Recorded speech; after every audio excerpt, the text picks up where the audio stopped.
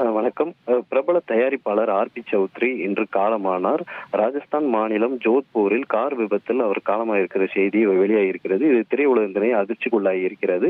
அவர் தயாரிப்பில் super good films தயாரிப்பில் கிட்டத்தட்ட 99 படங்களை தயாரித்திருக்கிறார். 99 புதிய இயக்குநர்களை அறிமுகப்படுத்தியிருக்கிறார்.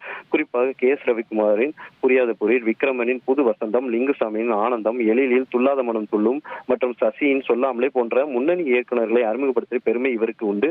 நாட்டாமை, சூரிய வம்சம், பூவே உனக்காக, உன்னிடத்தில் என்னை கொடுத்தேன் போன்ற பிளாக் பஸ்டர் படங்களையும் தயாரித்து இருக்கிறார். தனது 50வது தயாரிப்பான ஆசை ஆசையா என்ற படம் மூலம் அவரது இளைய மகன் ஜீவாவை நாயகனாக அறிமுகப்படுத்தி இருக்கிறார். தமிழ், தெலுங்கு, மலையாளம், கன்னடம் மற்றும் ஹிந்தி என பல்வேறு மொழிகளில் அவர் படங்களை தயாரித்து இருக்கிறார். தனது 99வது படத்தை விஷால் இயக்கி வருகிறார். இந்த நிலையில் இந்த ஒரு திருமண நிகழ்ச்சிக்கு சென்ற பொழுது இந்த விபத்து நேர்ந்து இருக்கிறது.